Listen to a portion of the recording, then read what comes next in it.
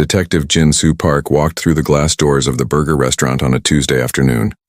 The lunch rush was over, but the place was still busy. People sat in booths eating their meals. The smell of grilled meat and fried potatoes filled the air. Jin-Soo looked like any other tired worker stopping by for a quick lunch. He wore a gray suit that had seen better days. The jacket had wrinkles on the sleeves. His shoes were old and scuffed. His tie was loose around his neck.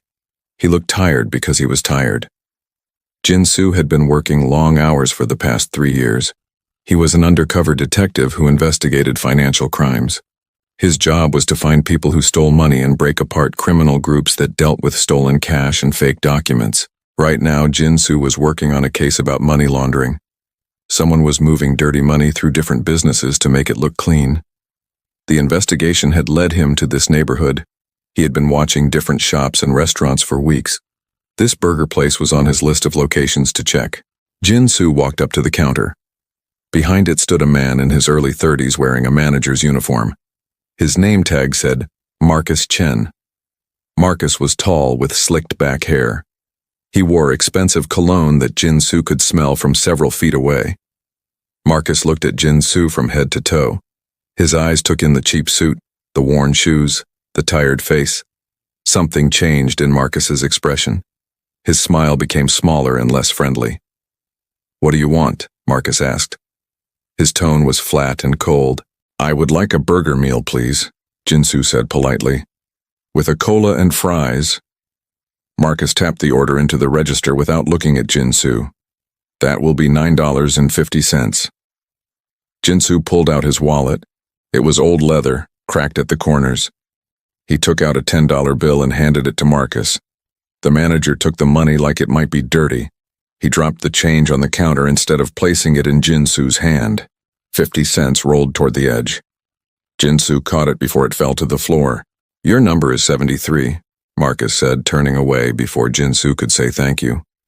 Jin-Soo took his receipt and number and found a seat in the corner. From there he could see the whole restaurant. This was his habit. Always sit where you can watch. Always pay attention to everything. It was how he stayed alive in his line of work. He noticed several things right away. Marcus was not a good manager. He spoke rudely to the younger workers. He checked his phone constantly instead of helping during the busy times.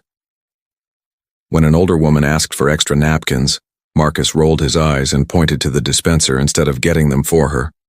When a teenage boy's order was wrong, Marcus argued with him instead of fixing the mistake.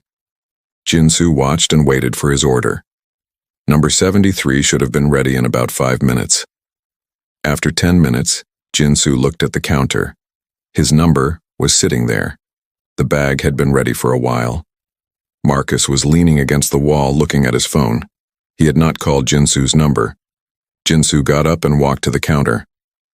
"Excuse me, I think my order is ready." Marcus looked up slowly. "Number?" 73. Marcus picked up the bag and handed it to Jin-Soo without a word. No apology. No explanation. Jin-Soo took the bag and returned to his seat. He opened the bag and checked his food. The burger was wrapped in paper. The fries were in a small cardboard container. The cola sat in a plastic cup with a lid. Jin-Soo unwrapped the burger first. It was cold, not warm, not even room temperature. Actually cold, like it had been sitting out for a long time. He checked the fries, also cold, and they were not crispy. They were soft and sad-looking. Jin-Soo took a sip of his drink. It was not cola. It was some kind of orange soda. Wrong order completely for the drink. He looked back at the counter. Marcus was laughing with another employee, showing them something on his phone. They were not busy. Marcus had just given Jin-Soo bad service on purpose. Most people would complain. Most people would go back to the counter and demand their money back or fresh food. Jin-Soo did not do that. Instead, he ate his cold burger and cold fries quietly. He drank the wrong soda. He watched Marcus and took mental notes. This kind of treatment told Jin-Soo something important about Marcus. The manager looked at people and judged them by their clothes, their appearance, their money. Marcus thought Jin-Soo was poor. He thought Jin-Soo was not important. So Marcus did not treat him with basic respect. This was interesting information. Jin-soo finished his meal. He threw away his trash and walked toward the door. As he passed the counter, he heard Marcus talking to another employee. "See that guy?" Marcus said quietly, but not quietly enough. "Some people just look broke, you know? Why do they even come in here if they can barely afford it?" The other employee laughed nervously and said nothing. Jin-soo walked out the door like he had heard nothing. His face showed no emotion. But inside, his detective mind was working. He had not come to this restaurant because of Marcus. The money laundering case he was investigating had nothing to do with bad customer service or a rude manager. But now Jin-soo was curious. Very curious. Something about Marcus's behavior bothered him. It was not just the rudeness. Jin-soo had dealt with rude people before. It was something else. Marcus had that look. The look of someone who thought he was smarter than everyone else. The look of someone who thought he could get away with anything because nobody was watching.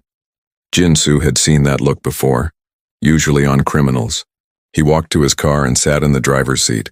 He pulled out a small notebook and wrote down the date, time, and location. He wrote down Marcus's name. He wrote down what happened. Cold food, wrong drink, deliberately slow service, rude comments. This might mean nothing. Marcus might just be a bad manager who treated customers poorly. Or it might mean something more.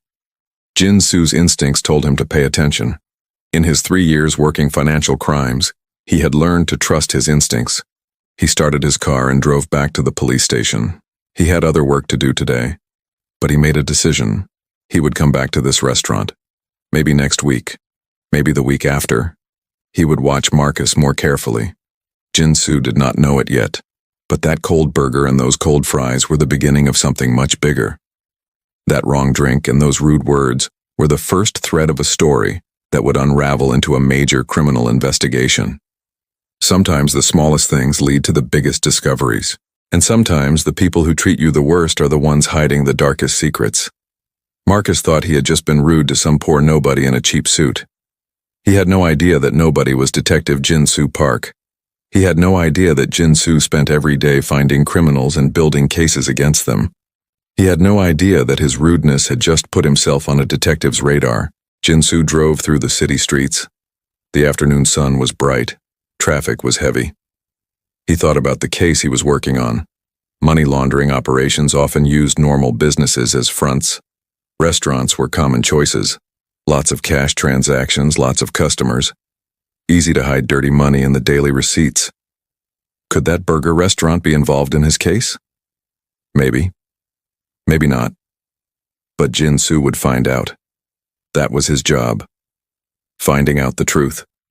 Following the small clues until they led to big answers. He smiled slightly as he drove. Marcus had made a mistake today. A big mistake. He had treated someone badly because he thought that person did not matter. But everyone matters. And everyone might be someone you should not underestimate. Jin-soo would return to that restaurant. And when he did, he would watch everything even more carefully. Because now it was not just about a possible money laundering location. Now it was also about a rude manager who needed to learn an important lesson. Be kind to everyone, you never know who you are really talking to. Jin-soo returned to the burger restaurant exactly 1 week later. This time he came during a different hour. It was early afternoon, around 2 o'clock. The lunch crowd had cleared out. Only a few customers sat scattered around the dining area. He dressed differently this time. No suit. Instead, he wore a plain black t-shirt and jeans. He had running shoes on his feet. He looked like someone who just finished exercising. His hair was a bit messy. He looked more casual, more relaxed. But his eyes were just as sharp. He was always watching, always paying attention. Jin-soo walked to the counter. Marcus was there again. The manager seemed to work a lot of shifts. That was interesting by itself. Most managers worked set hours and went home. But Marcus was here during lunch last week and early afternoon this week. Jin-soo wondered if Marcus worked extra hours because he needed the money, or because he was doing something else during those hours. Marcus looked up as Jin-soo approached. There was no recognition in his eyes. He did not remember Jin-soo from the week before. To Marcus, people like Jin-soo all looked the same. Just regular people, not important, not memorable. What can I get you? Marcus asked. His tone was slightly less rude than last time, but still not friendly. Chicken sandwich meal with fries and a Sprite, Jinsu said.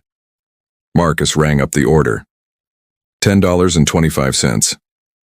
Jinsu paid with exact change. Marcus took the money and gave him a number. 58. Jinsu took his receipt and number and found a different seat this time. Not the corner. Instead, he sat at a table in the middle where he could see both the counter and the back area where employees came and went. While he waited, Jinsu observed. He watched the employees work. Most of them looked young, college age or high school age. They worked hard. They moved fast. They seemed scared of making mistakes. Every few minutes, one of them would glance at Marcus nervously, like they were checking if he was watching them. This told Jinsu that Marcus ruled through fear. Bad managers often did this. They made their workers afraid instead of respected. It created a stressful workplace. It also created a place where employees did not ask questions. They just did what they were told. Jinsu's order was ready in about 8 minutes. This time Marcus called his number. Jinsu went to collect his food. The bag felt light. He took it back to his table and opened it. The chicken sandwich was there. The fries were there. The Sprite was missing. Instead, there was no drink at all. Just an empty space in the bag where the drink should be. Jinsu got up and went back to the counter. Excuse me, my drink is missing. Marcus looked annoyed. What number? 58. Marcus checked the order screen. It says here you got a Sprite. Yes, I ordered one, but it is not in the bag. Marcus sighed loudly, like Jinsu was causing him a huge problem. He grabbed a cup and filled it with Sprite. He handed it to Jinsu without saying sorry or admitting the mistake. No explanation, just the drink handed over with clear irritation. Jinsu thanked him politely and returned to his seat. He checked the food. The sandwich was warm this time, but the fries were cold again. Old fries, probably left over from an earlier batch. He ate his meal and continued watching. About 15 minutes later, something interesting happened. A well-dressed man entered the restaurant. He wore an expensive suit, dark blue with fine fabric. His shoes were shined. His watch looked costly. He carried a leather briefcase. Marcus saw this man immediately. His whole attitude changed. He smiled, a real smile, friendly and welcoming. He waved at the man like they were friends. The man did not order food. Instead, he walked straight to a booth in the back corner. Marcus said something to one of the young employees, and then followed the well-dressed man to the booth. They sat down together. They talked quietly. Jinsu could not hear their words, but he could see their actions. After about 2 minutes of talking, the well-dressed man opened his briefcase. He pulled out a manila envelope. Yellow-brown paper, the kind used for official documents. He slid it across the table to Marcus. Marcus took the envelope and looked inside quickly. Then he nodded. He reached into his pocket and pulled out another envelope. White paper, smaller than the first. He gave it to the well-dressed man. They talked for another minute. Then both men stood up. They shook hands. The well-dressed man left through the front door. Marcus returned to the counter like nothing happened. Jinsu memorized everything. The time. 2:15 in the afternoon. The appearance of the well-dressed man. About 6 feet tall. Dark hair. Maybe 40 years old. Slight accent when he said goodbye to Marcus at the end, though Jinsu could not tell what kind of accent. The briefcase was black leather with gold clasps. The suit was expensive but not flashy. Most importantly, Jinsu memorized the exchange. Envelope from briefcase man to Marcus. Envelope from Marcus to briefcase man. This was a transaction, a deal, an exchange of something valuable. Jinsu finished his meal and left the restaurant. He walked to his car, but he did not drive away. Instead, he waited. He watched the front door of the restaurant from his parking spot. 30 minutes passed. Then he saw the well-dressed man walk past on the sidewalk. The man went to a black sedan parked 3 spaces away from Jinsu's car. Jinsu wrote down the license plate number in his notebook. The man drove away. Jinsu let him go. Following him now would be too obvious. Jinsu drove back to the police station. He went straight to his desk and opened his computer. He typed in the license plate number and ran a search. The database took a few seconds to load. Then the results appeared. The car was registered to a man named Dmitry Volkov. Jinsu clicked on the name. A file opened. Dmitry Volkov. Age 42. Born in Russia, became a United States citizen 10 years ago. He owned an import-export business. On paper, everything looked legal. But there was a note in the file. Volkov was a person of interest. The police suspected him of being involved in identity theft operations. No arrests yet, no proof yet, just suspicion. Jinsu leaned back in his chair. This was not a coincidence. A suspected criminal meeting with a restaurant manager. Exchanging envelopes. This was something real. Something worth investigating. He printed out Volkov's file and put it in a folder. Then he wrote a report about what he saw at the restaurant, the meeting, the envelopes, the exchange. He dated it and filed it away. Over the next 2 weeks, Jinsu returned to the restaurant 4 more times. He came on different days, different times. He wore different clothes each time, once in his work suit, once in weekend casual clothes, once in gym clothes again, once in a jacket and nice pants. Each time Marcus was there. Each time Marcus treated Jinsu poorly. Wrong orders. Cold food. Slow service. Rude comments that Jinsu was meant to overhear. Marcus seemed to enjoy treating certain customers badly. He picked people who looked like they would not fight back. People who looked poor. People who looked tired. People who looked weak. Jinsu endured it all without complaint. He played the part perfectly. The poor nobody. The tired worker. The person not worth respecting. And while Marcus thought he was winning these small battles of rudeness, Jinsu was gathering information. He noticed patterns. Marcus worked every Tuesday and Thursday afternoon. The well-dressed man, Volkov, came every Tuesday at 2:15. Same time, same routine. Envelope exchange, short conversation. Then he left. This happened like clockwork. Jinsu also noticed that Marcus took orders from customers and sometimes the register showed one price, but Marcus charged a different price. Small differences. 20 cents here, 50 cents there. Most customers did not notice. Those who did notice and complained were treated so rudely that they usually just gave up and left. Marcus pocketed the extra money. Jinsu saw him do it at least 6 times, so Marcus was stealing from the restaurant. Small theft. Probably adding up to a few $100s a week. That was one crime. But the meetings with Volkov suggested something bigger. Much bigger. On his 5th visit, Jinsu saw something new. A young employee, a girl who looked about 19, was working the register. A customer paid with a credit card. The transaction went through normally. But after the customer left, Marcus took the register and did something on the screen. He wrote down information on a small piece of paper. Then he put the paper in his pocket. Jinsu recognized what he just saw. Marcus had accessed the credit card information after the transaction was complete. He was recording card numbers. This was illegal. Very illegal. And it connected to identity theft, which was exactly what Volkov was suspected of doing. The pieces were coming together. Marcus was not just a rude manager who stole small amounts of cash. He was part of something much larger. He was helping Volkov, and Volkov was involved in identity theft. The restaurant was being used as a tool for crime. Jinsu left the restaurant and drove straight to see his supervisor, Lieutenant Park Minji. It was time to share what he had discovered.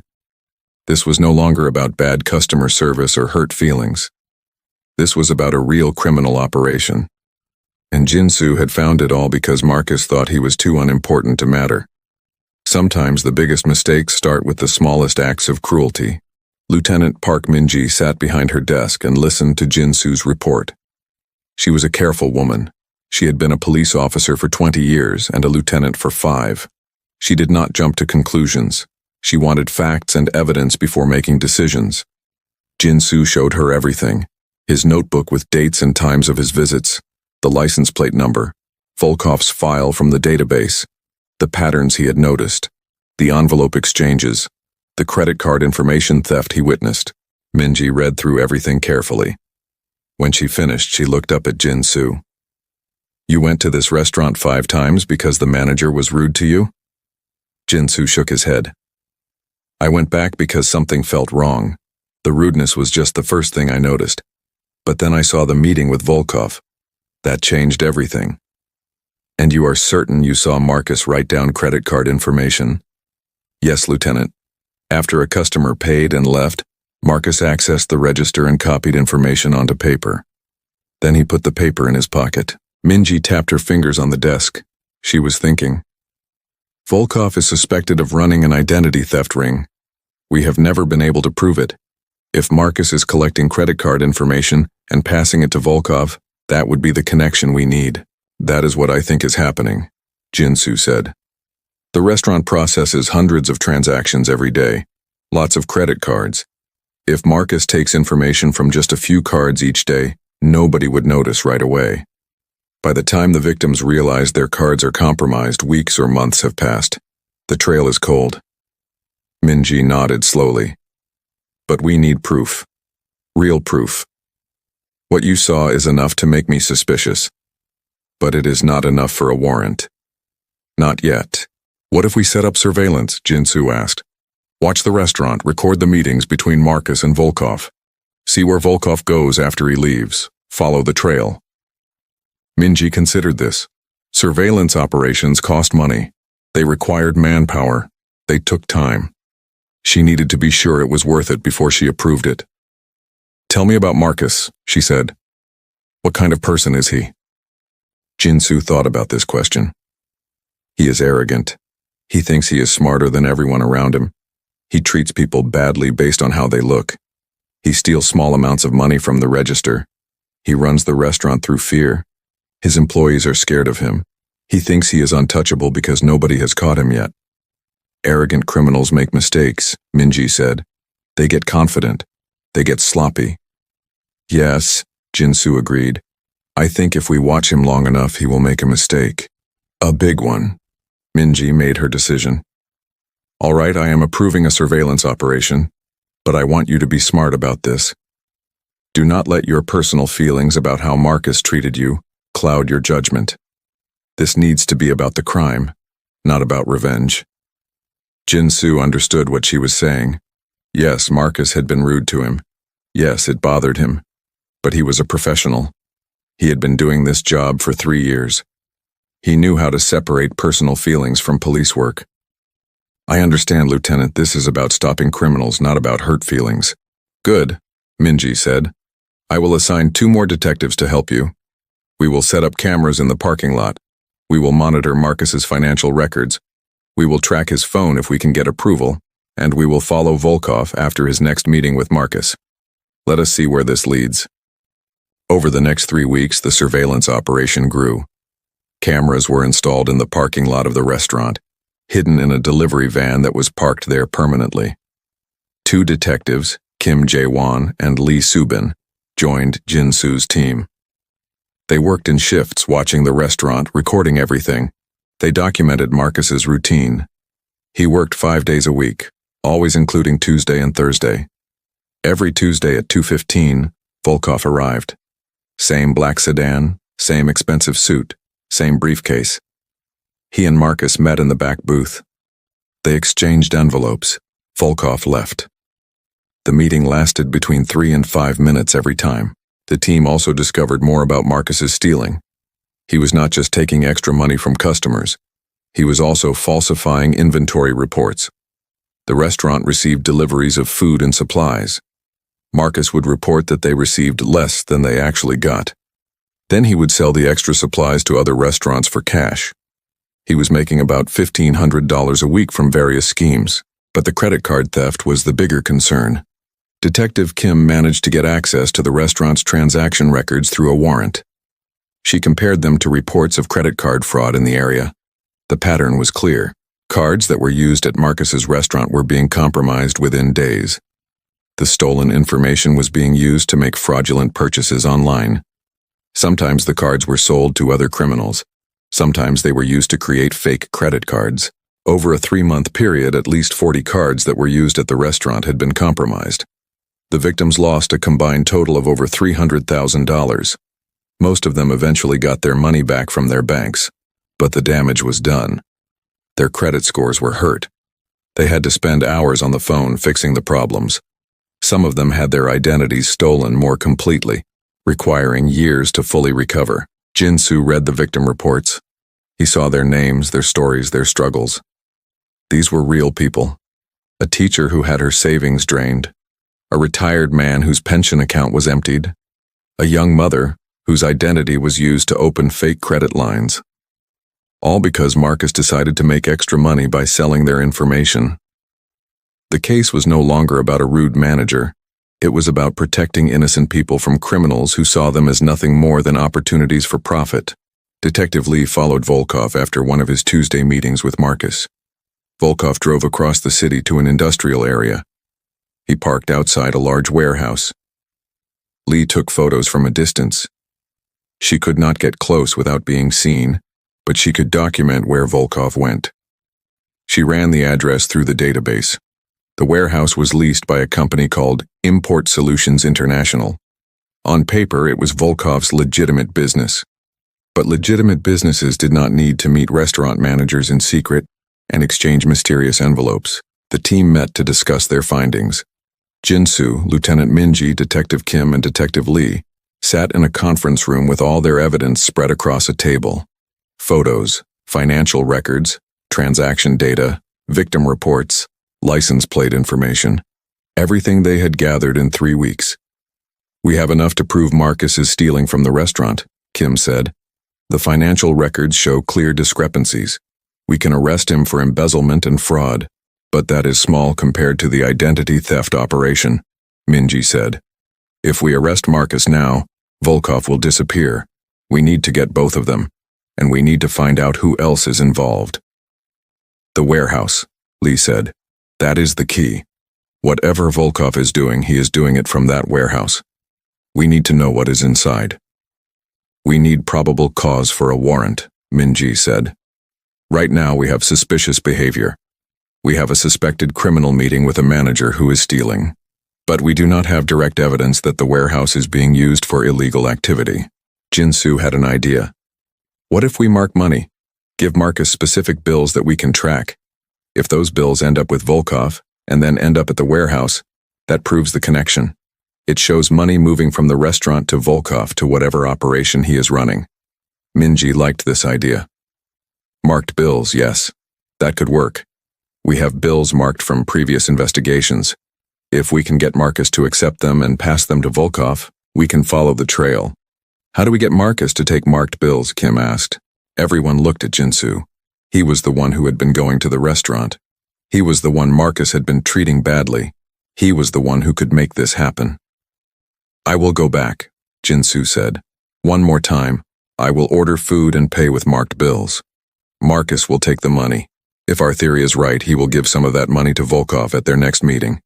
We will be watching. We will photograph it. Then we follow Volkov to the warehouse and see where the money goes.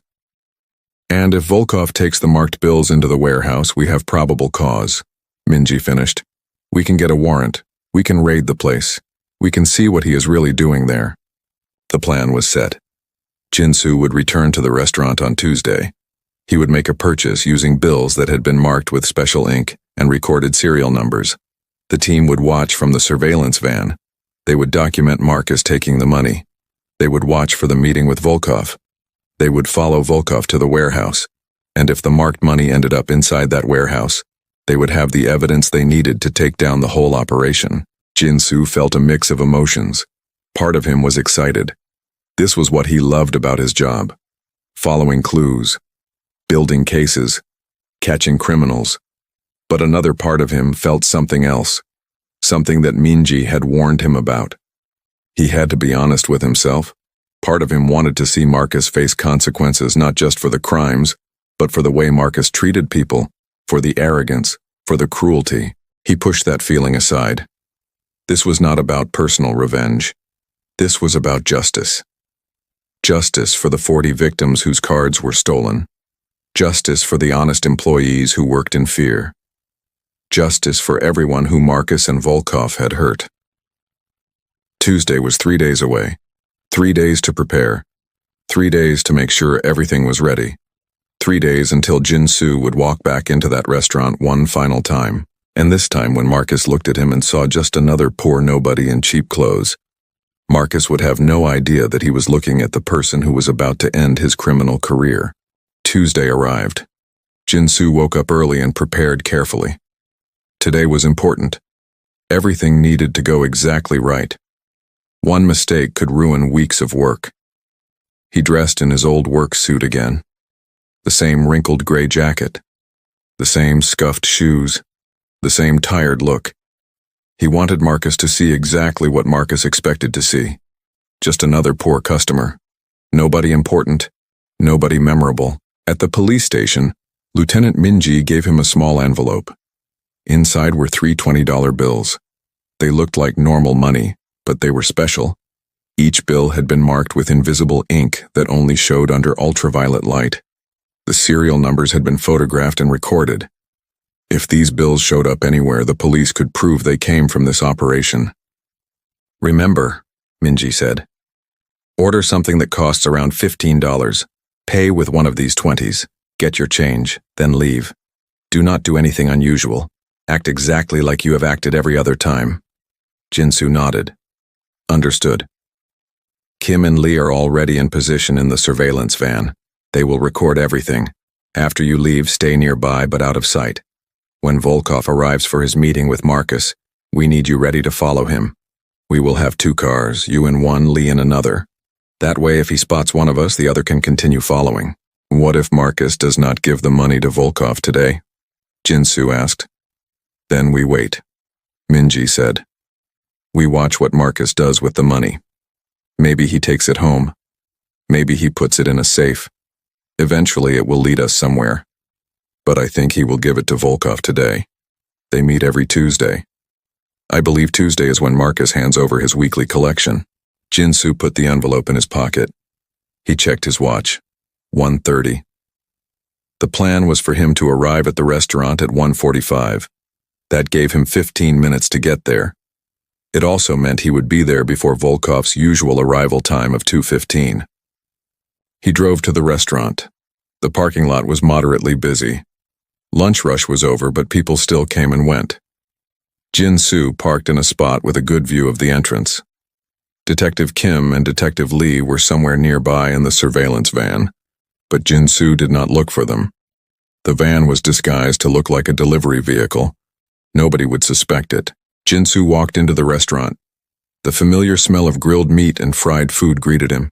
He had been here so many times now. 6 visits over 5 weeks. This would be his 7th. And if everything went according to plan, his last. He walked to the counter. Marcus was there. Of course Marcus was there. Marcus was always there on Tuesdays. The manager looked up and saw Jin-Soo. There was no recognition in his eyes. Again, even after 6 visits, Marcus did not remember him. To Marcus, Jin-Soo was just another forgettable face. "What do you want?" Marcus asked. His tone was the same as always, flat, slightly annoyed, like Jin-Soo was bothering him just by existing. Jin-Soo looked at the menu board. He needed to order something that cost around $15. "I will have the double burger meal with large fries and a large cola, and add a side of onion rings." Marcus rang up the order. $16.30. Perfect. Jin-Soo pulled out one of the marked $20 bills. He handed it to Marcus. The manager took it without looking at it closely. Why would he look closely? It was just money. Just a normal $20 bill from a normal customer. Marcus opened the register and put the 20 inside. He counted out change. $3.70. He put the change on the counter. Jin-Soo picked it up. "Your number is 42, Marcus said, handing him the receipt. Jin-Soo took his receipt and number and found a seat. Not in the corner this time. He chose a table in the middle of the dining area where he could see the counter and the back booth. The booth where Marcus always met with Volkov. He waited. His order came after about 7 minutes. This time Marcus actually called his number. Jin-soo collected his food and returned to his seat. He opened the bag and checked. Everything was there. The burger, the fries, the onion rings. He took a sip of his cola. It was actually cola this time. Correct order. Jin-soo ate slowly. He was not hungry, but he needed to look natural. Just a customer eating lunch. Nothing suspicious, nothing unusual. At exactly 2:14, the front door opened. Volkov walked in. Jin-soo recognized him immediately. Same expensive suit, same briefcase, same confident walk. Volkov did not look around. He did not order food. He walked straight to the back booth and sat down. Marcus saw him.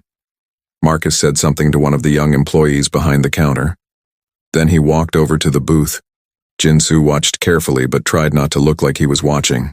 Marcus slid into the booth across from Volkov. They talked quietly. Jin-soo could not hear their words, but he could see their actions. Volkov opened his briefcase. He took out a manila envelope. He pushed it across the table to Marcus. Marcus took the envelope and looked inside. He nodded. Then Marcus reached into his pocket. He pulled out a white envelope. But this time he also pulled out something else. Cash. Loose bills. Jin-soo could not see clearly from where he sat, but it looked like Marcus was counting money. He put some bills into the white envelope. Then he handed the envelope to Volkov. Volkov took the envelope and put it in his briefcase. He did not count the money. He trusted Marcus. Or maybe he did not care. They talked for another minute. Then both men stood up. They shook hands. Volkov left through the front door. Marcus returned to the counter. Jin-soo's heart was beating faster, but his face stayed calm. Did the marked 20 go to Volkov? There was no way to know for certain yet. Marcus had taken the 20 from Jin-soo at 1:45. Marcus had given Volkov money at 2:15. That was only 30 minutes. Usually money went from the register to the safe to the bank. But Marcus was not doing things the usual way. Marcus was stealing. He was taking money throughout the day and keeping it separate. There was a good chance that the 20 Jin-soo gave Marcus was now in Volkov's briefcase. But they would only know for sure if they could follow Volkov and see where the money ended up. Jin-soo finished eating. He threw away his trash and left the restaurant. Outside, he walked to his car but did not get in immediately. He looked around casually. He spotted Volkov's black sedan parked 4 spaces away. Volkov was already inside, starting the engine. Jin-soo got into his car quickly. He started it but did not turn on his headlights yet. Volkov pulled out of his parking spot and drove toward the exit. Jin-soo waited 3 seconds, then followed. He kept 2 cars between himself and Volkov. Not too close, not too far. His radio crackled. It was Detective Lee. "I see you. I am behind you. If he turns, I will take over the follow." "Understood," Jin-soo said quietly. They followed Volkov through city traffic. He drove normally, not fast, not slow. He obeyed traffic lights, he used his turn signals. He had no idea he was being followed. Why would he? He had just done what he did every Tuesday. Meet Marcus, get his envelope, leave. Routine. After 20 minutes, Volkov drove into the industrial district. Jin-soo recognized the area from Detective Lee's earlier surveillance. They were heading toward the warehouse. Volkov's warehouse. The place they suspected was the center of his operation. Volkov pulled into a parking lot in front of a large gray building. The sign on the building said Import Solutions International. Volkov parked and got out of his car. He took his briefcase and walked to the front door. He unlocked it and went inside. Jin-soo drove past the warehouse and parked down the street. Detective Lee parked on the other side. They could both see the building from different angles. They waited. Jin-soo picked up his radio. "He is inside." The briefcase went inside with him. Detective Kim's voice came through from the surveillance van, which was now parked several blocks away. "Good work. Now we wait and see who else shows up. Lieutenant Minji is working on getting us a warrant, but we need to be certain the marked money is in there." "How long do we wait?" Jin-soo asked. "As long as it takes," Kim said. "Could be hours, could be days. But we watch that building. We see who comes and goes. We build our case, and when we have enough evidence, we go in. Jin-Soo settled into his seat. Surveillance work was often boring. Hours of watching and waiting, but it was necessary. This was how cases were built, with patience, with attention to detail, with determination. He thought about Marcus back at the restaurant. Marcus had no idea what he had just done. He had no idea that the money he gave Volkov was marked. He had no idea that police were watching Volkov's warehouse. He had no idea that his whole criminal operation was about to come crashing down. Marcus thought he was smart. He thought he was getting away with everything. The stealing, the credit card theft, the meetings with Volkov. He thought nobody was watching, nobody cared, nobody would ever catch him. He was wrong about all of that. Over the next 6 hours, Jin-Soo and Lee watched the warehouse. 5 different people entered during that time, 3 men and 2 women. Detective Kim ran their license plates through the database. 2 of them had criminal records, 1 for fraud, 1 for computer crimes. The others were clean, but that did not mean they were innocent. At 8:30 at night, Volkov finally left the warehouse. He got in his car and drove away. Jin-Soo and Lee followed him home. He lived in an expensive apartment building downtown. He parked in the underground garage and went inside. The briefcase was no longer with him. He must have left it at the warehouse. Jin-Soo reported this to Lieutenant Minji. The briefcase stayed at the warehouse. If the marked money was in the briefcase, it is in the warehouse now. Perfect, Minji said. I will have the warrant ready by tomorrow morning. We raid the warehouse at dawn. 6 a.m. Can you be ready? Yes, Jin-Soo said. He had been ready for weeks. This case had started with a cold burger and rude service. It had grown into something much bigger, and tomorrow it would all come together. Tomorrow they would see what Volkov was really doing in that warehouse. Tomorrow they would have their answers. Tuesday arrived. Jin-Soo woke up early and prepared carefully. Today was important. Everything needed to go exactly right. One mistake could ruin weeks of work. He dressed in his old work suit again.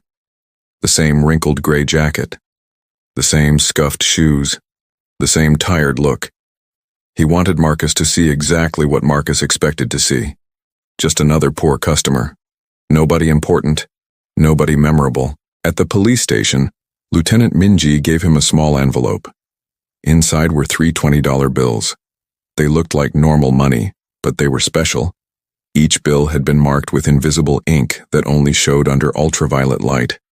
The serial numbers had been photographed and recorded.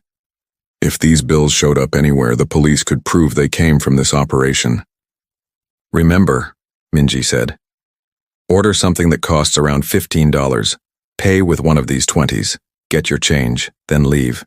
Do not do anything unusual. Act exactly like you have acted every other time. Jin-Soo nodded. Understood. Kim and Lee are already in position in the surveillance van. They will record everything. After you leave, stay nearby but out of sight.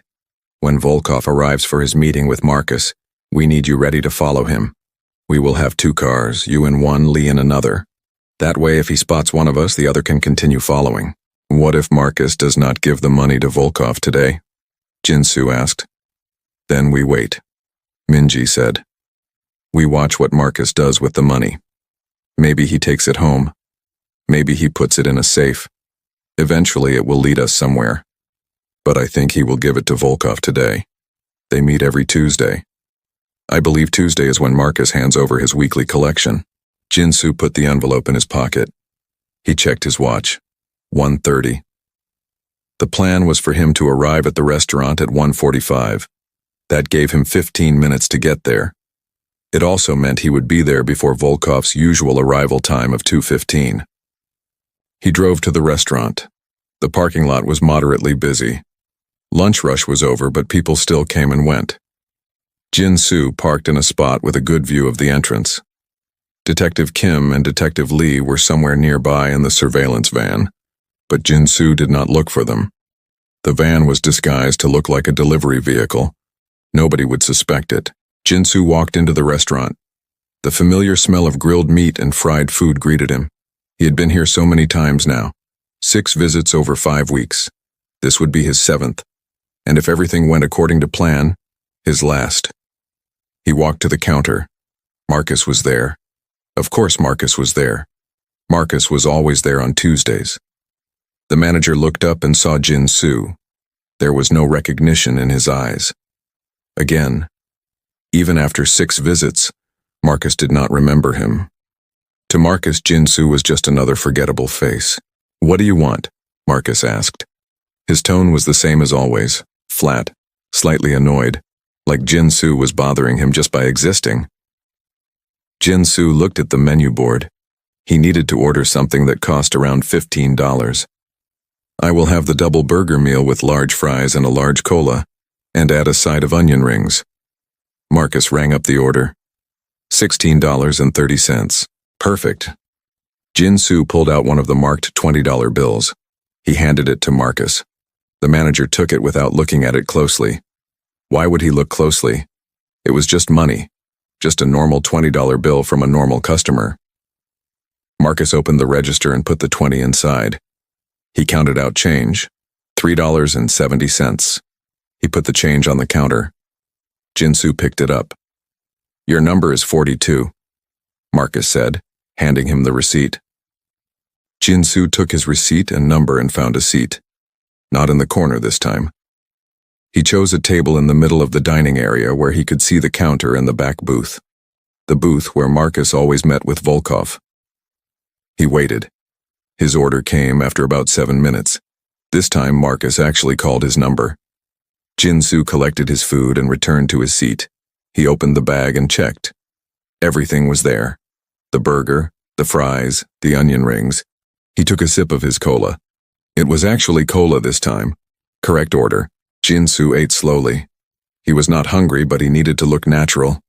Just a customer eating lunch. Nothing suspicious, nothing unusual. At exactly 2:14, the front door opened. Volkov walked in. Jin-Soo recognized him immediately. Same expensive suit, same briefcase, same confident walk. Volkov did not look around. He did not order food. He walked straight to the back booth and sat down. Marcus saw him. Marcus said something to one of the young employees behind the counter. Then he walked over to the booth. Jin-Soo watched carefully but tried not to look like he was watching. Marcus slid into the booth across from Volkov. They talked quietly. Jin-Soo could not hear their words, but he could see their actions.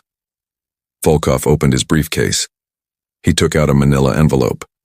He pushed it across the table to Marcus. Marcus took the envelope and looked inside. He nodded.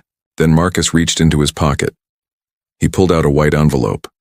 But this time he also pulled out something else. Cash. Loose bills.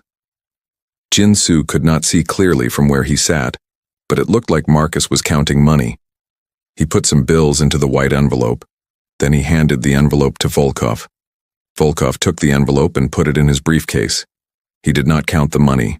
He trusted Marcus. Or maybe he did not care. They talked for another minute. Then both men stood up. They shook hands. Volkov left through the front door. Marcus returned to the counter. Jin-Soo's heart was beating faster, but his face stayed calm. Did the marked 20 go to Volkov? There was no way to know for certain yet. Marcus had taken the 20 from Jin-Soo at 1:45. Marcus had given Volkov money at 2:15. That was only 30 minutes. Usually money went from the register to the safe to the bank. But Marcus was not doing things the usual way. Marcus was stealing. He was taking money throughout the day and keeping it separate. There was a good chance that the 20 Jin-Soo gave Marcus was now in Volkov's briefcase. But they would only know for sure if they could follow Volkov and see where the money ended up. Jin-Soo finished eating. He threw away his trash and left the restaurant. Outside, he walked to his car but did not get in immediately. He looked around casually. He spotted Volkov's black sedan parked 4 spaces away. Volkov was already inside, starting the engine. Jin-Soo got into his car quickly. He started it but did not turn on his headlights yet. Volkov pulled out of his parking spot and drove toward the exit. Jin-Soo waited 3 seconds, then followed. He kept 2 cars between himself and Volkov, not too close, not too far. His radio crackled. It was Detective Lee. "I see you. I am behind you. If he turns, I will take over the follow." "Understood," Jin-Soo said quietly. They followed Volkov through city traffic. He drove normally, not fast, not slow. He obeyed traffic lights, he used his turn signals. He had no idea he was being followed. Why would he? He had just done what he did every Tuesday. Meet Marcus, get his envelope, leave. Routine. After 20 minutes, Volkov drove into the industrial district. Jin-Soo recognized the area from Detective Lee's earlier surveillance. They were heading toward the warehouse. Volkov's warehouse. The place they suspected was the center of his operation. Volkov pulled into a parking lot in front of a large gray building. The sign on the building said Import Solutions International. Volkov parked and got out of his car. He took his briefcase and walked to the front door. He unlocked it and went inside. Jin-Soo drove past the warehouse and parked down the street. Detective Lee parked on the other side. They could both see the building from different angles. They waited. Jin-Soo picked up his radio. "He is inside." The briefcase went inside with him. Detective Kim's voice came through from the surveillance van, which was now parked several blocks away. "Good work. Now we wait and see who else shows up. Lieutenant Minji is working on getting us a warrant, but we need to be certain the marked money is in there." "How long do we wait?" Jin-Soo asked. "As long as it takes," Kim said. "Could be hours, could be days. But we watch that building. We see who comes and goes. We build our case. And when we have enough evidence, we go in." Jin-Soo settled into his seat. Surveillance work was often boring. Hours of watching and waiting. But it was necessary. This was how cases were built. With patience. With attention to detail. With determination. He thought about Marcus back at the restaurant. Marcus had no idea what he had just done. He had no idea that the money he gave Volkov was marked. He had no idea that police were watching Volkov's warehouse. He had no idea that his whole criminal operation was about to come crashing down. Marcus thought he was smart.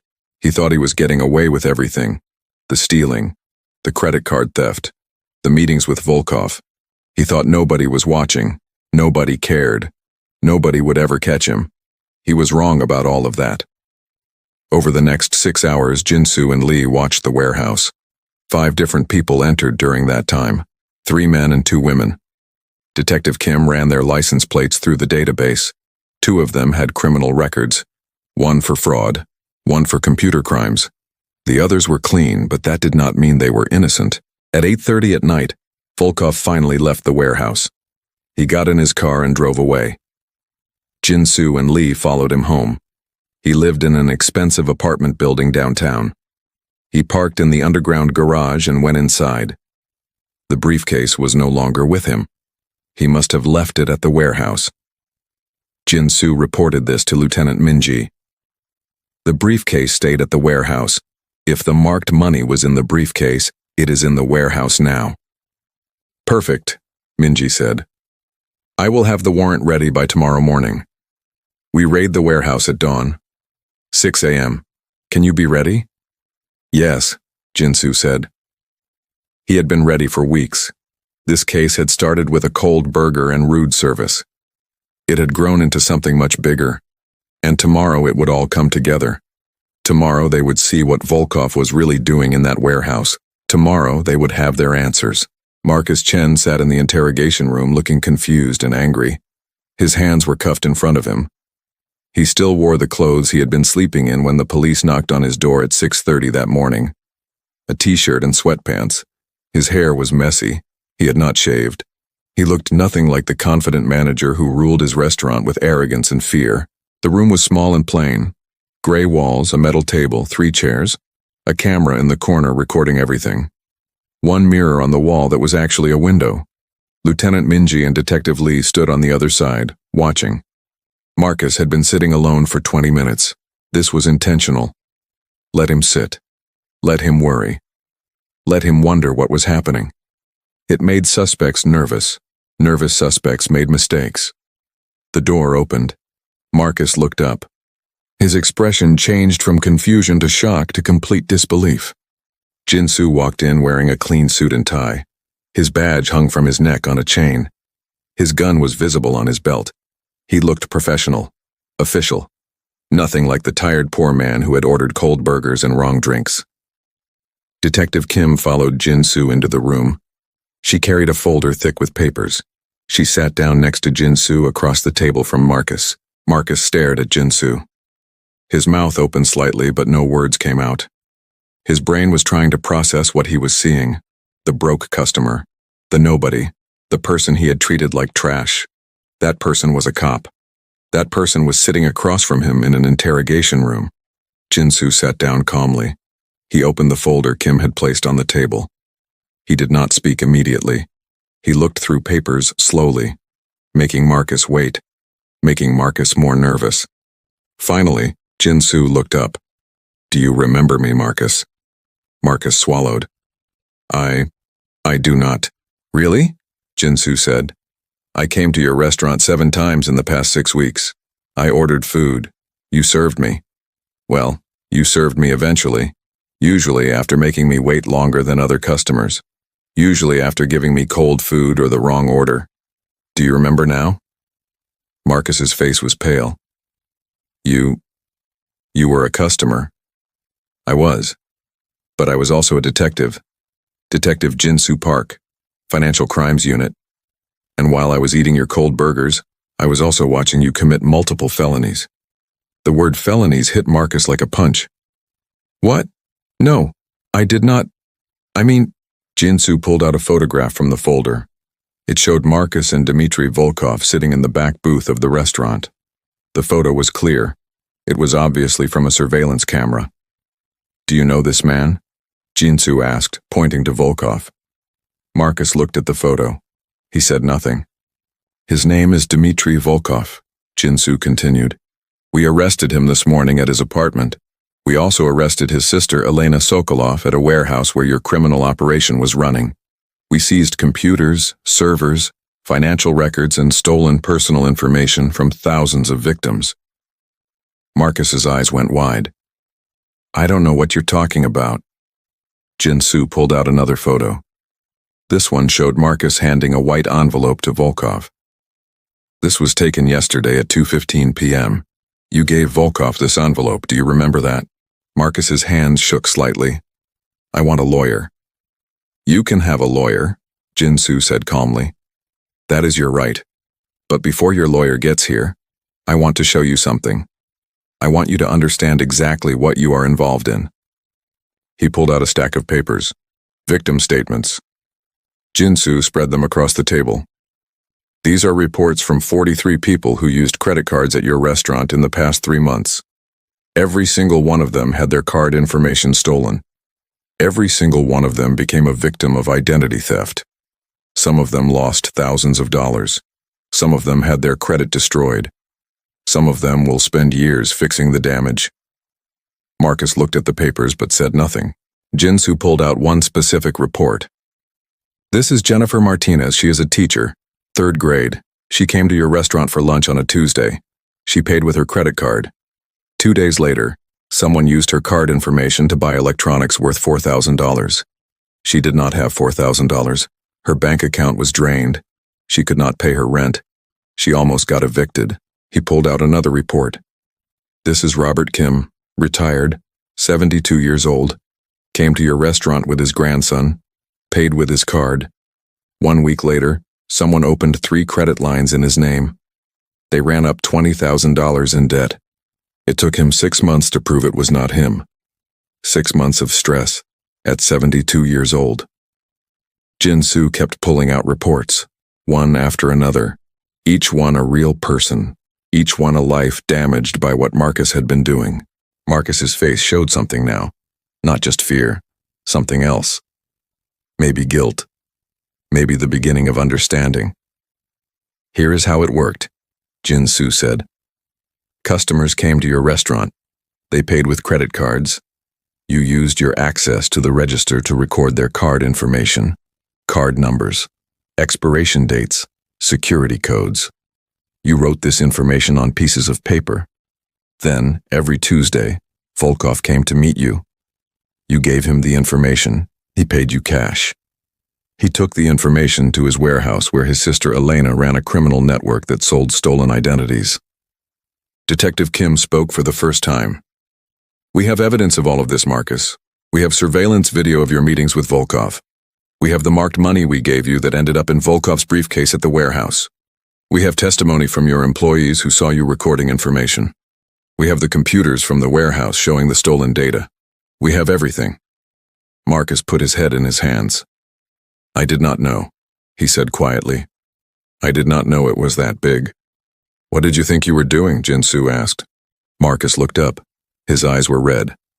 "Volkov told me he just needed to verify cards. He said his business dealt with online transactions and he needed to check if cards were valid before accepting them. He paid me $200 a week for the information. That is all. I did not know he was stealing from people. I did not know about any warehouse or network." Jinsu leaned back in his chair. "Did you really believe that? Or did you just not ask questions because the money was good?" Marcus said nothing. The answer was obvious.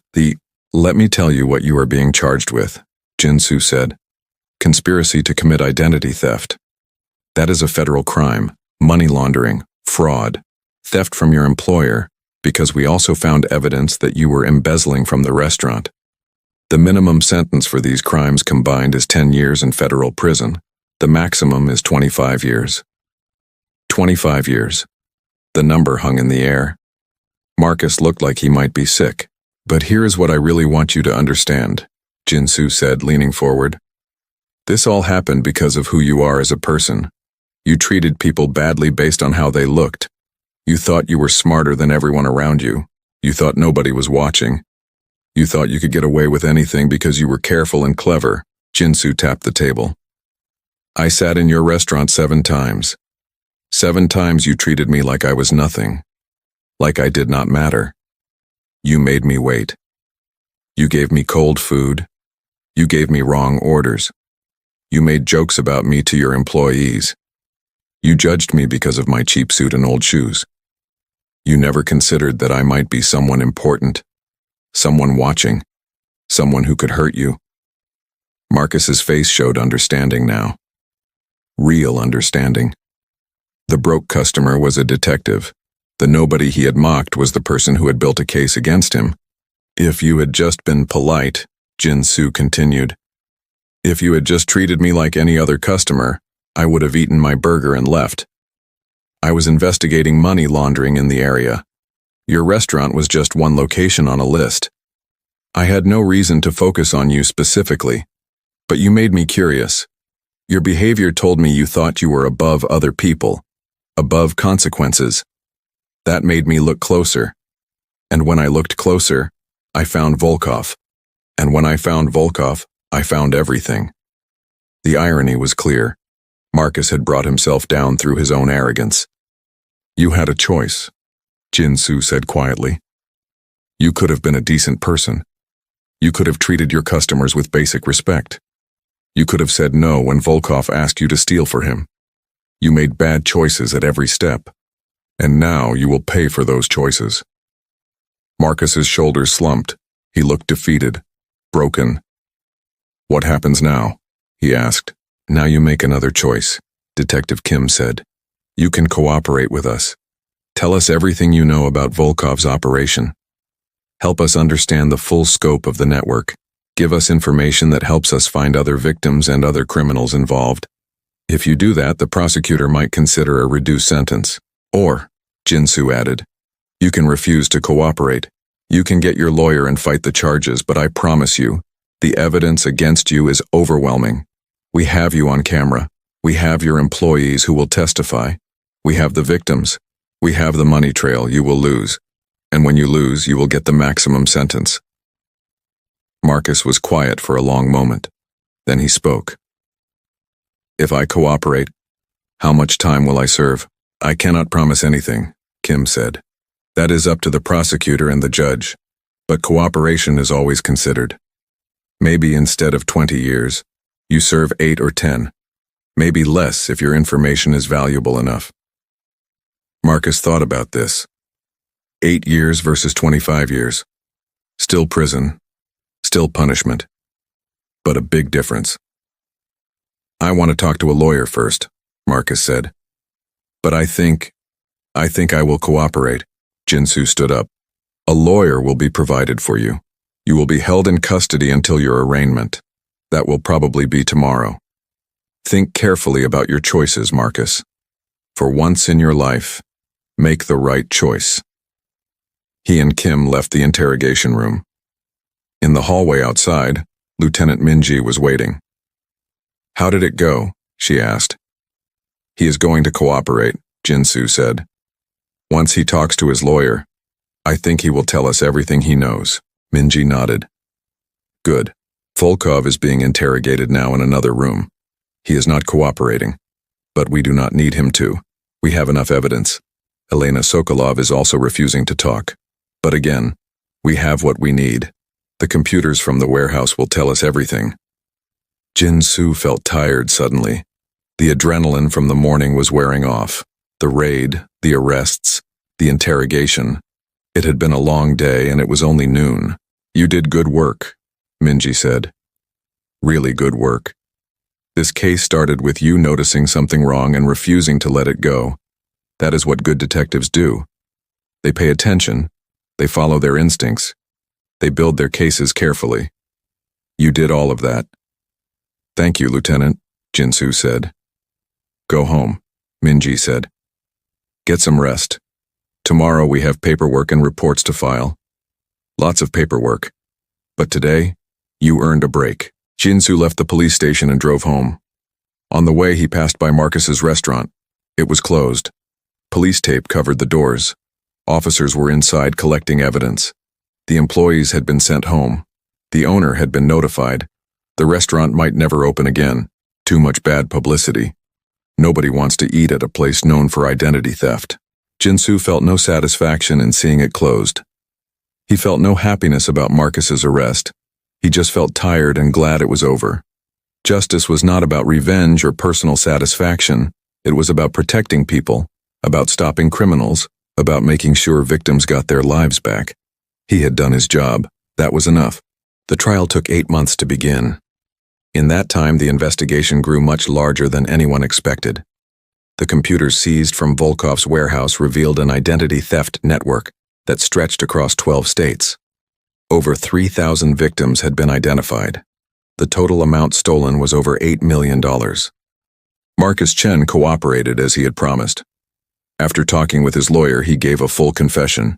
He explained how Volkov had approached him 2 years ago with what seemed like a simple business proposal.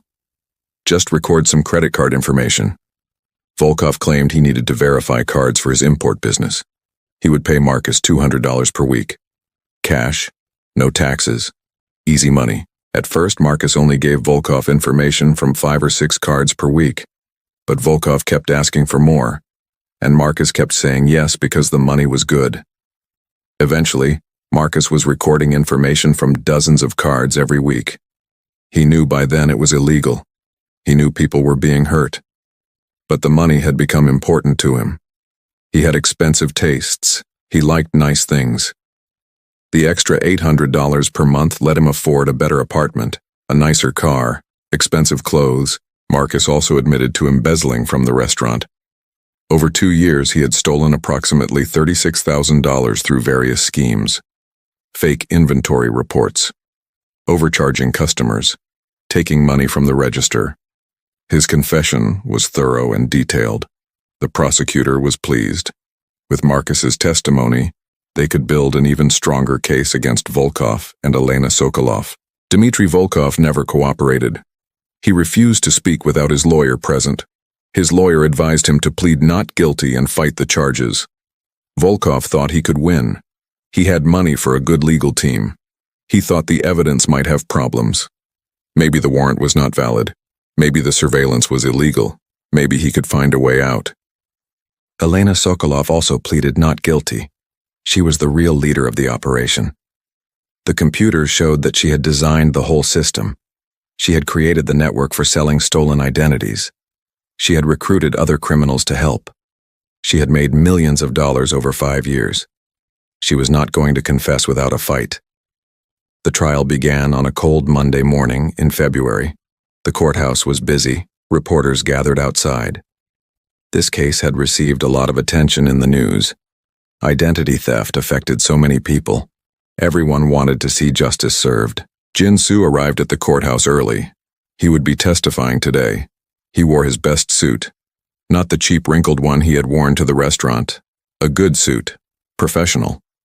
He wanted the jury to see him as a credible detective, not as the tired man Marcus had dismissed. Inside the courtroom, Jin-soo saw many familiar faces. Lieutenant Minji was there, Detective Kim, and Detective Lee. Other officers who had worked on the case. The prosecutor, a serious woman named Sarah Chen, no relation to Marcus, was organizing her papers at the front table. On the other side of the courtroom sat the defendants and their lawyers. Marcus Chen sat at one table with his public defender. He had pleaded guilty weeks ago in exchange for a reduced sentence, but he was here to testify against Volkov and Elena. Marcus looked thin, scared. Prison had not been kind to him while he waited for trial. Dmitry Volkov sat at another table with his expensive lawyer. He wore a nice suit and looked calm, confident, like this was just a minor inconvenience. Elena Sokolov sat at a third table with her lawyer. She looked cold, angry. Her expression never changed. She stared straight ahead, refusing to look at anyone. The judge entered. Everyone stood. The judge was an older man with gray hair and a stern expression. Judge Raymond Walsh. He had a reputation for being fair but tough on crime. He did not tolerate nonsense in his courtroom. The jury was brought in. 12 people. They would decide if Volkov and Elena were guilty. They would hear all the evidence. They would decide the fate of 2 people accused of destroying thousands of lives. The prosecutor stood up to make her opening statement. "Ladies and gentlemen of the jury," she began. "Over the next few days you will hear about a criminal operation that was sophisticated, organized, and devastating. The defendants, Dmitry Volkov and Elena Sokolov, created a network that stole the identities of over 3,000 people across 12 states. They stole over $8 million. They destroyed credit ratings. They emptied bank accounts. They ruined lives." She walked toward the jury box. "You will hear from victims, a teacher who almost lost her home, a retired man who saw his pension drained, a young mother whose identity was used to commit more crimes. You will hear their stories. You will see the damage these defendants caused. You will also hear from the detective who uncovered this operation, Detective Jin-soo Park. He noticed something wrong.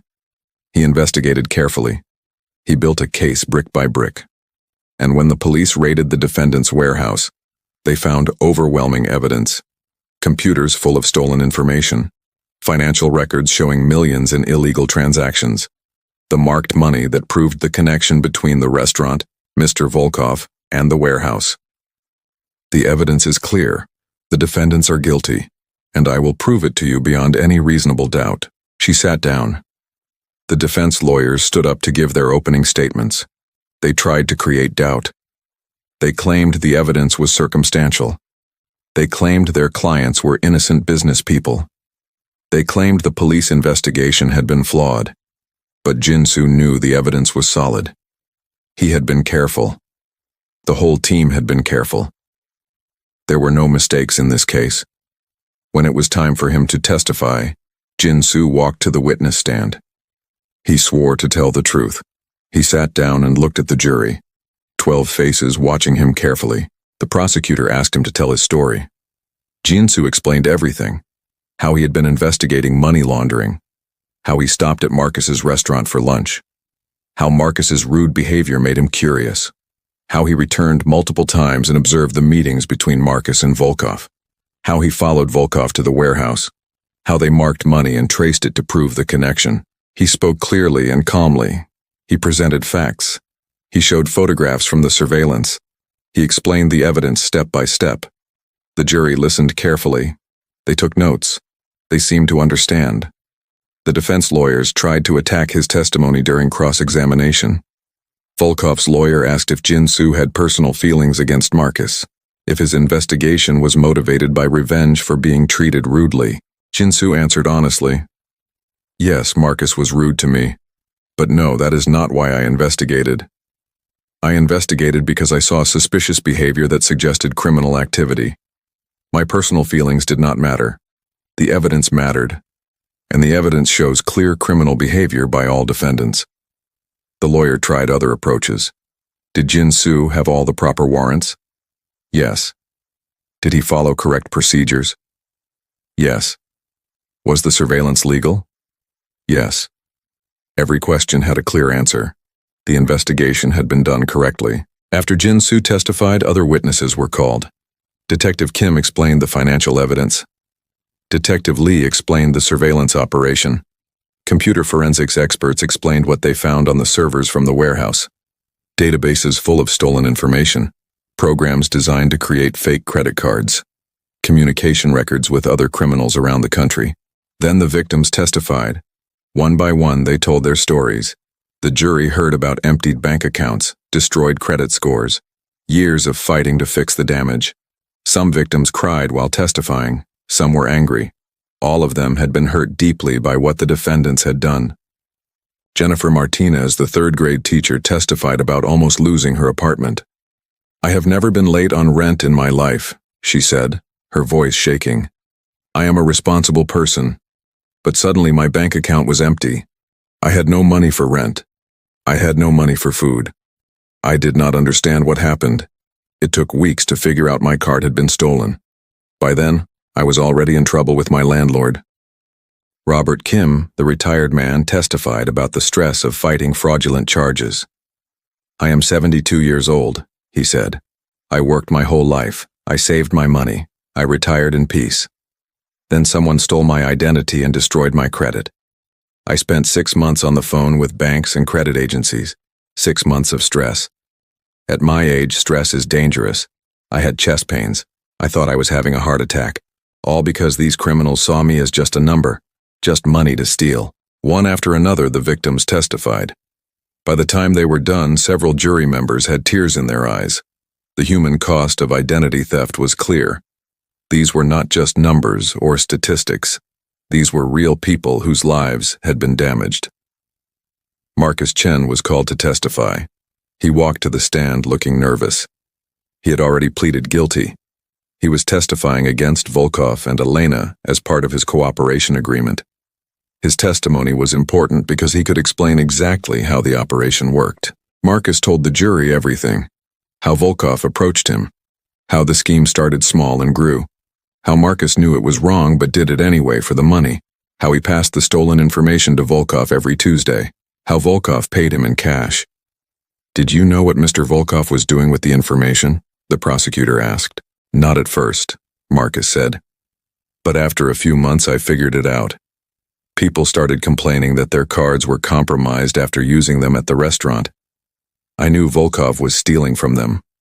But I did not stop. I should have stopped. I should have gone to the police, but I did not. I kept doing it because I wanted the money. Do you regret your actions? Marcus nodded. Every day. I think about those victims. I think about the teacher who almost lost her home. The old man whose credit was destroyed. I did that. I helped steal from them. I will regret it for the rest of my life.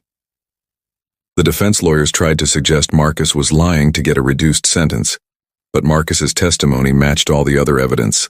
The surveillance photos, the financial records, the computer data. Everything confirmed what Marcus was saying. The trial lasted 2 weeks. Both sides presented their cases. The defense tried to create doubt, but the evidence was too strong. The prosecution had built a solid case. Finally, it was time for closing arguments. The prosecutor summarized everything the jury had heard. The defendant stole from over 3,000 people. They destroyed lives for profit. The evidence proves their guilt beyond any doubt. I ask you to deliver justice for all the victims by finding the defendants guilty on all charges. The defense lawyers made their closing arguments, but they could not overcome the mountain of evidence against their clients. The judge instructed the jury. They left to deliberate. Jin Soo waited outside the courtroom with other officers. Waiting for a jury decision was always stressful. You never knew what they might decide. But Jin Soo felt confident. The evidence was clear. The testimony was strong. Justice would be served. 3 hours later, the jury returned. They had reached a verdict. Everyone filed back into the courtroom. The judge asked the jury foreman to stand. "Have you reached a verdict?" the judge asked. "We have, Your Honor." "On the charge of conspiracy to commit identity theft, how do you find the defendant, Dmitry Volkov?" "Guilty." "On the charge of money laundering?" "Guilty." "On the charge of fraud?" "Guilty." The foreman continued through all the charges. "Guilty. Guilty. Guilty." Volkov's face stayed calm, but his hands gripped the table tightly. Then came Elena Sokolov's verdicts. Guilty on all charges. She showed no emotion at all. The judge thanked the jury and dismissed them. He scheduled sentencing for 1 month later. Court was adjourned. Outside the courtroom, victims hugged each other. Some cried with relief. Some smiled for the first time in months. Justice had been served. 1 month later, Jin Soo returned to the courthouse for sentencing. This was the final step. The judge would decide how much time the defendants would spend in prison. The jury had found them guilty. Now came the punishment. The courtroom was full again. Victims filled many of the seats. They wanted to be there when the judge announced the sentences. They wanted to see justice completed. After everything they had been through, they deserved to witness this moment. Judge Walsh entered and everyone stood. He sat down and reviewed his papers. This was a serious moment. The judge had the power to give sentences that would define the rest of these criminals' lives. "Bring in the defendants," he said. Elena Sokolov was brought in first. She wore an orange prison jumpsuit. Her hands were cuffed. She had spent the past month in custody waiting for this day. She showed no emotion as she stood before the judge. Her lawyer stood next to her. Judge Walsh looked at Elena for a long moment. "Ms. Sokolov," he began, "you have been found guilty of conspiracy to commit identity theft, money laundering, fraud, and multiple other charges. The evidence showed that you were the leader of a sophisticated criminal operation. You designed the system. You recruited others to help you. You profited while thousands of innocent people suffered." He shuffled some papers. "I have read the victim impact statements. Over 100 victims wrote to this court describing how your crimes affected them. I have read about families torn apart by financial stress. I have read about people who lost their homes. I have read about elderly victims who spent their final years fighting to restore their good names. The damage you caused is immeasurable." Elena stood silent. No apology. No remorse. Nothing. "The sentencing guidelines suggest 15 to 20 years for your crimes," Judge Walsh continued. "The prosecution has asked for the maximum. I agree. Your crimes were calculated and cruel. You showed no mercy to your victims. Therefore, I will show you the full force of the law. I sentence you to 23 years in federal prison. You will also pay restitution to the victims in the amount of $4.2 million. 23 years. Elena's expression finally changed. Just a small crack. A tiny moment where her confidence disappeared and reality hit her. 23 years meant she would be in her 60s when she got out. Most of her life would be spent behind bars. She was led away. Dmitry Volkov was brought in next. He looked less confident than he had during the trial. Prison had been hard on him too. His expensive suit was gone. He wore the same orange jumpsuit as his sister. "Mr. Volkov," Judge Walsh said, "you were found guilty of the same charges as your sister. While Ms. Sokolov was the mastermind, you were an essential part of the operation. You recruited Marcus Chen. You collected the stolen information. You transported it to the warehouse. You were the connection between the street-level theft and the sophisticated operation your sister ran." Volkov's lawyer tried to speak. "Your Honor, my client was following his sister's instructions. He was not the leader." Judge Walsh held up his hand. "I have heard this argument before. It does not matter who was the leader. Your client knowingly participated in crimes that hurt thousands of people. He is equally responsible for the damage caused." He looked at his notes. "I sentence you to 18 years in federal prison. You will also pay restitution in the amount of $3.1 million.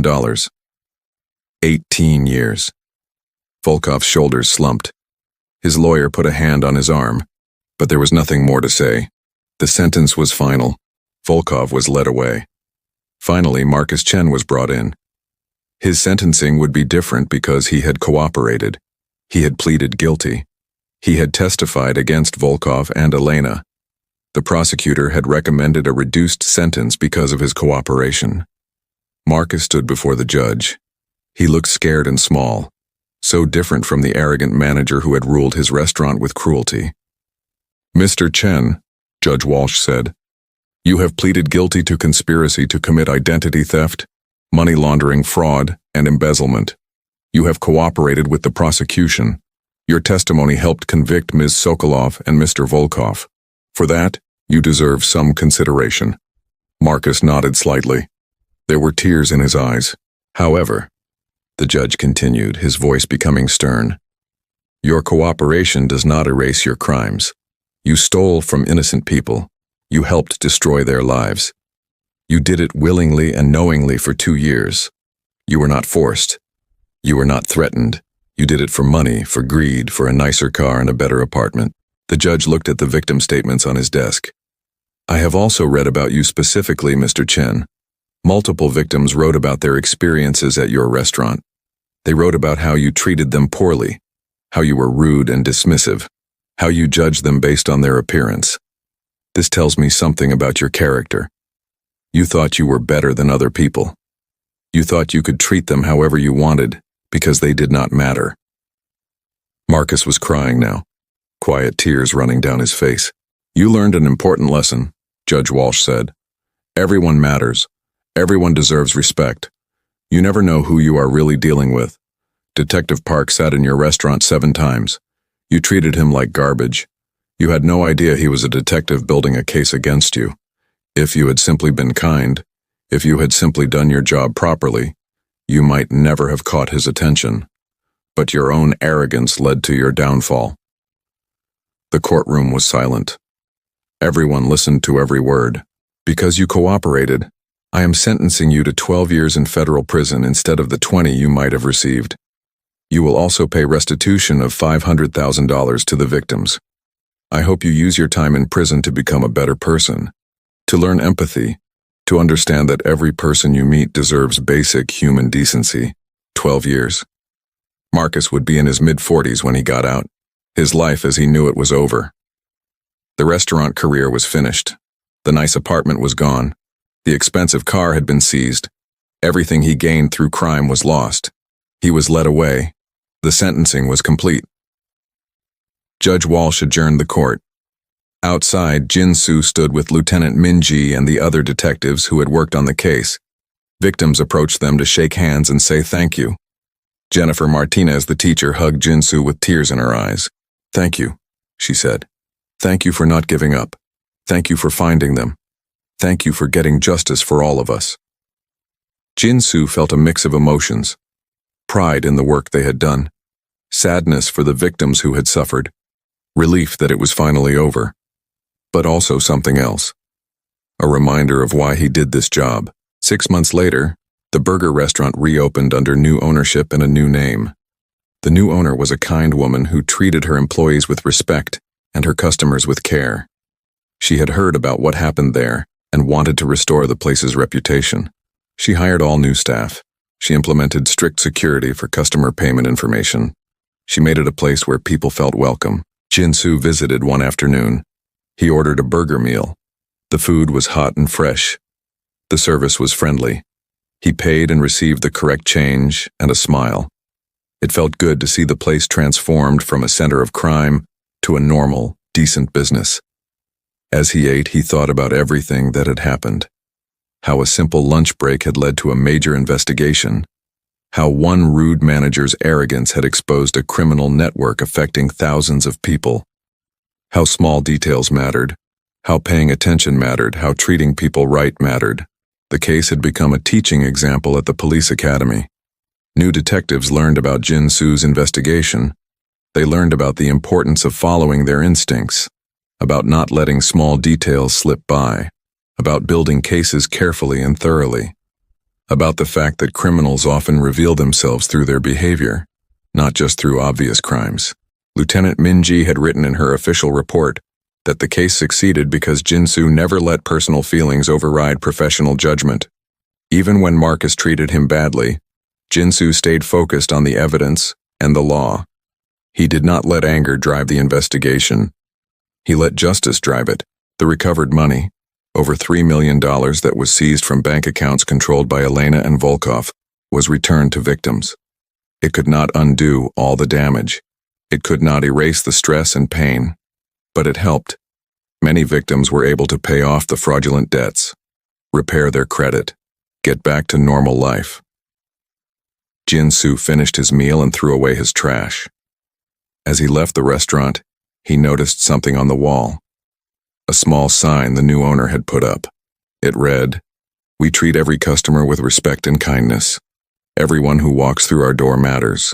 Jinsu smiled. That was exactly right. Everyone matters. It was a simple truth that Marcus Chen had failed to understand, and that failure had cost him everything. Jinsu drove back to the police station. He had other cases to work on, other criminals to catch, other victims to help. The work never stopped. But that was okay. This was what he had chosen to do with his life. Protect people, find the truth, deliver justice. He still dressed in his old wrinkled suit sometimes. He still wore his scuffed shoes. He still looked tired on long days. And sometimes people judged him based on his appearance. But that was okay too. Because Jinsu knew something important. Appearances could be deceiving. The quiet person eating a burger might be a detective. The tired-looking man in the cheap suit might be the one who brings down your criminal empire. The customer you treat badly might be the one who ends your freedom. The lesson was simple. Be kind to everyone. Treat every person with respect. Not because you might get caught if you do not because you are afraid of consequences, but because it is the right thing to do. Because everyone you meet is fighting battles you know nothing about. Because everyone deserves basic human decency. Marcus Chen learned this lesson the hard way. He learned it sitting in an interrogation room looking at the detective he had dismissed as nobody important.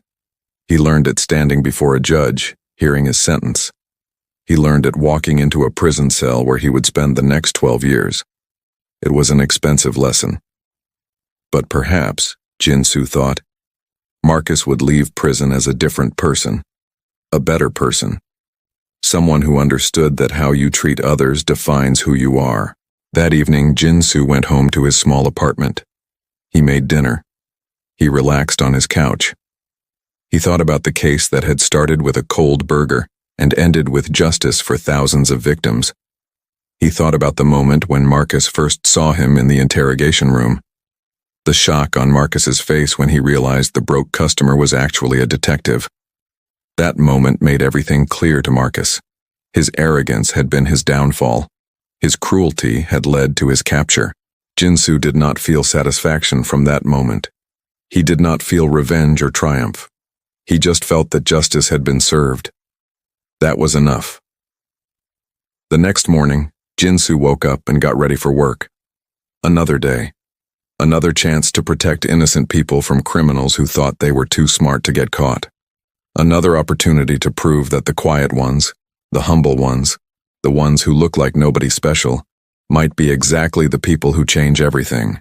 He put on his old gray suit. He tied his worn shoes. He looked in the mirror and smiled. He looked like just another tired worker heading to an ordinary job. Perfect. Because that was exactly what good undercover work looked like. Ordinary, forgettable, invisible. Until the moment you needed to be seen. Until the moment you stood up and showed your badge and changed someone's life forever. Jinsu walked out of his apartment and into the morning sun, ready for whatever came next, ready to notice the small details that others missed, ready to build cases that brought justice, and ready to treat every person he met with respect and kindness. Because that was who he was, not because of his job, but because it was the right way to be human.